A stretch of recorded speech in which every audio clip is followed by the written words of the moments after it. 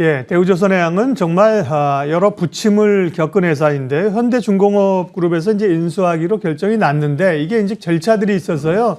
합병 과정에 3년째 계속 지금 질질 끌고 있는 상황이고요. 유럽연합이 시장 독점을 우려해서 합병에 또 제동을 걸었습니다. 관련된 이야기 리더스 인덱스 박주근 대표님과 이야기 나눌게요. 어서 오십시오. 네, 안녕하세요. 그러게 말입니다. 국내에서 뭐 기업끼리 합병 승인하면 끝나는 게 아니라 국내 공정위 또 주요 산업들은 주변국들의 동의를 얻어야 되는 과정들이 있는 건데요. 대우조선해양은 어떤 회사인지 지금은 어떤 상태인지부터 좀 얘기해 주세요. 네, 49년쯤 된 회사입니다. 지금 73년도에 그 대한조선공사라는 기업으로 출범을 시작했죠. 그런데 오일 쇼크로 인해서 이게 차일피일 미뤄지다가 78년도에 대우그룹에 넘겨지면서 대우조선공업으로 일단 세워졌습니다. 그러다가 81년도에 이제 그 옥포조선소를 준공 후부터는 이제 급성장을 하게 됩니다. 가장 특징 중에 하나는 전투잠수함을 만들고 있죠. 예, 중요한 기술입니다. 그리고 94년도에 대우중공업에 합병을 했는데 아시다시피 2000년도에 대우그룹이 해체됩니다. 해체되면서 여기에 대우조선도 분리 독립을 합니다. 이때 산업은행이 일대 주주가 됩니다. 우크아웃에 들어가죠. 바로 1년 만에 우크아웃 졸업을 했는데 이제 이때부터 대우조선해양으로 2002년도부터 현재의 대우조선해양으로 사명을 변경하는데 가장 큰 사건인 2016년 15년도 7월에 회계조작 사건이 발각이 되죠. 이걸로 인해서 굉장히 큰 실현을 겪습니다. 감자를 하게 됐고요. 15,000원대까지 주가가 떨어졌고 이런 부침을 겪다가 2019년도에 2년 전에 현대중공업그룹이 산업은행과 대우조선해양의 인수계약을 체결하게 됐고 심사 지금 과정 중에 있는데 현재까지 지지부진해서 끌고 있는 상태입니다. 네. 그러면 대우조선해양의 현재 지배구조 현황을 그림을 좀 아직까지는 그럼 산업은행이 대주주인가요? 현대중공업하고 계약 체결만 된 건가요? 경영권 안 나오간 건가요? 네, 그렇습니다. 아직 이제 그 결합 심사가 이루어지지 않았기 때문에 현재의 지배구조는 이제 지분 구조죠. 한국산업은행이 55.68%로 현재 대주주 지분을 가지고 있습니다. 2대 주주가 KB하나은행이고 국민금도 5%를 가지고 있는데 소액 주주가 많습니다. 7%나 됩니다. 그래서 현재는 단순한 지배 구조죠. 한국산업은행이 현재 주인으로 되어 있고 한국산업은행이 굉장히 많은 혈세를 여기다가 들여부었습니다. 7조 가까이 지금까지 들여부었는데 이것 때문에 매각을 서두르고 있고 매각이 성사되었는데 방금 이야기했다시피 주변국의 어떤 심사 때문에 현재까지 이어지고 있습니다. 현대중공업그룹은 그러면 이제 대우조선을 인수하게 되면 그림들이 지금 어떻게 그려지는 거예요? 현대중공업은? 현대중공업그룹은 사실 대우조선해양을 인수하기 위해서 지배구조 개편을 이미 해놓은 상태예요. 그렇죠. 예. 한국조선해양이라는 중간지주회사를 만들어 놓고 그 중간지주 밑에 현대중공업 그러니까 인적 분할을 한 거죠. 조선 인적 분할해서 그 지주회사를 만들고 그 사업회사 현대중공업을 만들어 놓고 대우중공업이 대우조선해양에 들어오면 저 한국조선해양 밑으로 들어오게 되는 구조가 됩니다. 예. 그래서 이미 현대중공업그룹은 지배구조를 대우조선해양을 합병하는 시나리오까지 해서 만들어 놓은 상태인데 지금까지 이렇게 지지분할하고 있는 상태죠.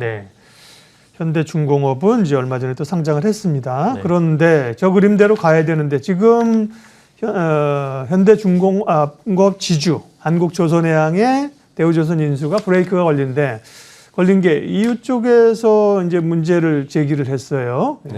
왜 그런 건가요? 이유는? 이유 쪽에서 사실은 계속 이 심사를 연기를 시켰어요. 원래는 그 이제 결합 신고를 했던 2019년도부터 심사를 착수했는데 코로나19 등 요인으로 계속 심사를 딜레이 시키는 상태였고 최종적으로 지금 내년 1월 20일까지 심사를 마무리하겠다고 한 건데 지금 문제는 지난 12일 날 로이터 통신에서 이제 어떤 보도를 했냐면은 유럽연합 집행위원회 EC에서 현대중공업의 대우조선해양 인수에 대한 기업 결합 금지 명령을 내릴 것으로 보도가 나온 거죠. 이것이 이제 그러면 금지되는 것이 아닌가라고 그러니까 반대하는 쪽의 입장이 이제 만약 EU에서 이제 이게 금지가 된다면 문제는 현대중공업이 대우조선해양을 인수할 실질적인 이유가 이제 사라지게 됩니다. 왜냐하면 네. EU가 현재 조선사에서 가장 큰 선사들이 다 EU에 몰려 있거든요. 그러니까 선사들이 사지 못하는 조선소를 결합할 필요가 없는 거죠. 그래서 결합의 이유가 사라지기 때문에 현재 그 2019년 이후에 그 6개국, 6개국의 심사를 요청을 했거든요. 그 중에 3개국은 이미 통과되어 있습니다. 네. 특히 중국 같은 경우는 조건 없이 결합 심사를 통과시켜줬어요. 네. 중국, 카자흐스탄 몇 개국가 있는데 지금 남아있는 국가가 어디냐 하면은 EU 그리고 우리나라 공정거래위원회 통과가 돼야 되고 일본 이 3개 국가만 현재 남아있는 상태인데 이 중에서 가장 중요한 게 사실 EU거든요. 공정거래위원회도 지금까지 미뤄진 이유가 EU의 결합 심사를 보고 공정거래위원회 결정을 하려고 했는데 EU가 지금 부정적인 상태로 돼 물론 1월 20일 날 최종 심사가 나와 봐야 알겠지만 외신 보도에 따르면 굉장히 부정적이다라는 보도 나와 있어서 현재 산업은행에서는 부랴부랴 좀 대안까지 마련하고 있는 걸 알고 있습니다. 네, 아 그렇군요. 우리나라야 뭐 주변국들에 이제 승인을 해주면 가겠지만, 그러니까요 국내 기업들끼리 이렇게 합병하는 거를 주변국들에게 허락을 맡아야 되나 이런 생각 드는데 주요 이제 산업들이 연관돼 있으니까 그렇죠. 독과점 우려 때문에 결합 심사를 받게 되는 거고요. 그러면 EU에서 불허해도 그냥 우리 갈 길 가버리면 되는 거 아니에요? 그럴 수는 있는데 이게 굉장히 이제 고객사가 다 유럽에 모여 있죠. 실질적으로 그래서 가더라도 그러니까 실익이 전혀 없는 상태인 거죠. 산업은행 입장에서는 아까도 이야기했지만 한 7조 원 가까이 되는 국세를 쏟아부어 놓은 상태이기 때문에 이걸 버릴 수가 없는 상태인 거죠. 거기다가 같이 EU에서 가장 크게 반대하는 거는 LNG 운반선 때문입니다. 우리가 이제 요즘도 알고 있지만 ESG처럼 환경 분야에 굉장히 지금 많은 관심이 가 있는데 그 최첨단 이 역량으로 가장 수혜를 받을 것이 바로 LNG선과 LNG 운반선입니다. 문제는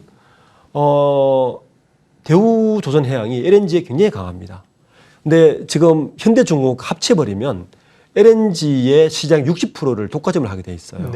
유럽에서는 이에 대해서 굉장히 부담을 느끼는 거죠. 중공업이 좀 이뻐져선 있죠. 최근에 보면 지금 사진을 보는 것 같이 올 상반기만 해도 그 점유율이 60%지만 수주의 94%를 이 두 개 기업이 다 해버렸어요. 그럼 유럽에서는 이게 굉장히 부담스러운 거예요. 그러니까 당연히 독과점이 되면 가장 많이 선사를 가진 유럽이 가격에 대한 경쟁력이 전혀 없어지는 것이고 이거는 이제 유럽에서는 굉장히 이에 대한 경계를 할 수밖에 없는 상황이라서 그래서 굉장히 부정적인 얘기 나오고 있는 것 같습니다. 네. 아니 뭐 서로 좀 경기도 어려운데 경제도 어려운데 도와주면 안 되나 싶은데 EU 쪽은 사실 그럴 만한 또 이유가 있긴 하네요. 그렇습니다. 국내 기업이 합병해서 글로벌 독점 체제를 갖게 된다고 하면 본인들이 불리해지니까 그러면 산업은행 입장에서는 이제 국민의 혈세를 회수해야 되잖아요. 팔아야 되는데 이게 이제 브레이크가 걸린다고 하면 뭔가 또 다른 대안을 생각하거나 준비하고 있다? 물밑으로? 네. 그럴 수밖에 없죠. 이제 만약에 EU가 1월 20일 날 결정해서 불허를 했다. 그러면 이제 사실 다음 플랜으로 가는 당연합니다. 왜냐하면 시나리오는 두 가지밖에 없습니다. 첫 번째는 새 인수자를 찾거나 아니면 22년 가까이 이제 권리해온 산업은행에서 파산시키거나 한데 파산할 수는 없죠. 그렇죠. 왜냐하면 혈세만 7조 원이 들어갔고 더 중요한 건 뭐냐 하면 최근에 이 군사 이 잠수함 기술이 대우조선해양이 거의 다 가지고 있습니다. 그러니까 이 부분 때문에 국가적으로도 이건 파산할 수가 없는 기업이 된 거죠. 그렇다면 이제 대안을 찾아야 되는데, 현대중공업이 인수할 당시에 합의할 당시에 3조 6천억에서 6천억 정도의 합의를 했는데 이게 지금 2조 6천억까지 좀 떨어져 있어요. 인수 가격이. 그래서 인수 가격은 지금 많이 할인되어 있는 상태고요. 그래서 지금 방금 이야기했던 잠수함 문제 때문에 계속 거론되고 있는 기업 중에 기업들이 방위 산업을 하고 있는 기업들이 거론되고 있는 거죠. 하나. 그리고 효성 등이 일단 거론되고 있고. 그리고 또 최근에 거론되고 있는 거는 이게 이제 최근에 조선주가 많은 수주를 함에도 불구하고 약세를 보고 있는 중에 하나가 수익률이 굉장히 낮거든요. 철강값이 올라가지고. 그렇죠. 수익률의 핵심은 후판값이지 않습니까? 후판을 생산하고 있는 대우조선이 또 포스코가 인수부로 거론되고 있습니다. 그래서 어쨌든 지금 EU에서 불허하는 가장 큰 EU가 불허하면 그 세계의 선사 3사 그러니까 1, 2, 3가 그 머스크 MSC CMA인데 이게 다 유럽 산이란 네. 말이에요. 그러니까 이쪽 눈치를 안 볼 수가 없고 그렇다면 산업은행에서는 대안이라도 찾아서 혈세를 부었던 이 대우조선해양을 빨리 후보로 지금 거론되고 있는 것 같습니다. 현대중공업그룹에서 대우조선을 인수하는 것도 그렇게 뭐 간단하게 된 문제는 아닌데 이게 새 주인을 찾으려면 좀 난항이 상당한 기간과 어려움이 있을 텐데 그 얘기 정리는 뒷부분에 마지막에 하겠고요. 조선업은 지금 수주가 엄청나게 호황이잖아요. 네, 그렇습니다. 대우조선은 수주 현황이 어떻습니까? 국내 3사가 모두 이미 올해 수주 목표를 다 초과 달성을 한 상태입니다. 대우조선해양도 당연히 초과 달성했는데 원래 올해 수주 목표가 77억 달러였어요. 그런데 이미 81억 달러를 초과를 했고요. 그 중에서도 이 굉장히 지금 그 3사 모두가 그 한국조선해양, 삼성중공업, 대우조선해양 모두 수주를 달성했는데 문제는 이 수주 물량은 대부분 실적으로 반영되는 것은 1, 2년 후라는 이야기죠. 그렇죠. 이게 이제 그 바로 주가에 반영되지 않는 단점은 있습니다. 네. 실적도 수주도 그렇지만 이제 아무래도 산업은행이 가지고 있고 이제 인수를 해야 되기 때문에 재무 상태는 어떻습니까? 실적은 조선 3사 중에서 대우조선해양만 아직 적자입니다. 네. 적자인 이유가 이제 2분기에 이제 상반기에 그 대규모 충당금 1조 원을 지불을 했어요. 네. 그래서 조선사보다 다 쌌어요, 쌓기는. 근데 그래서 그게 아마 적자폭이 감소되었고 이것 때문에 지금 대우조선해양이 자금을 다시 동원해야 되는 거 아니냐는 설까지 나오고 있습니다. 자금은 재무 상태에서 좋지는 않아요. 그렇지만 이제 다행스러운 건 지금 업계 내에서 이야기가 장기간 불황에 시달렸던 그 조선업체가 지금 그 3차 슈퍼사이클이 오는 것이 아니냐는 조심스러운 전망을 하고 있습니다. 그러니까 이거에 대한 전망 때문에 조선업에 대한 그 강한 매수세는 있는 것 같고요. 그에 대한 수익도 반사 이익으로 받을 것 같고 그래서 산업은행도 만약 합병이 되지 않으면 새로운 후보를 찾을 수 있을 것 같다는 대안을 제시하고 있는 것 같습니다. 네. 2분기에는 조선업체들이 다 뭐 엄청난 충당금 쌓았습니다. 철강값에 오르는 거 반영해서요. 그래서 사실은 이제 그 부분은 반영이 된 건데 대우조선해양은 연간으로도 이제 손실 가능성이 있군요. 정리 좀 하겠습니다. 증권업계에서는 이 문제를 어떻게 보는지 궁금하고요. 근데 어쨌든 리스크가 남아있기 때문에 섣불리 투자하기가 좀 쉽지는 않은 것 같습니다. 대표님 생각도 좀 정리해 주세요. 조선업은 이제 크게 두 가지를 봐야 되는데, 물론 그 선사들이 발주하는 거 중요하지만 좀 더 길게 보면 조선업은 뭘 봐야 되냐면 그 배의 해체량을 같이 봐야 돼요. 그러니까 해체량이 그 다음에 바로 조선의 발주량으로 이어지거든요. 그렇겠네요. 최근 상황을 보면 2014년부터 2015년부터 최근까지 조선 해체량이 굉장히 많이 늘었습니다. 그래서 이제 3차 슈퍼사이클이 온다는 계속 업계 이야기가 나오고 거기에다가 코로나19가 거의 끝날 시점 되면 그 발주가 폭증을 할 것이다라고 해서 지금 이미 우리나라도 그런 발주량이 초과 발주량이 지금 나와 있는 상태가 된 거죠.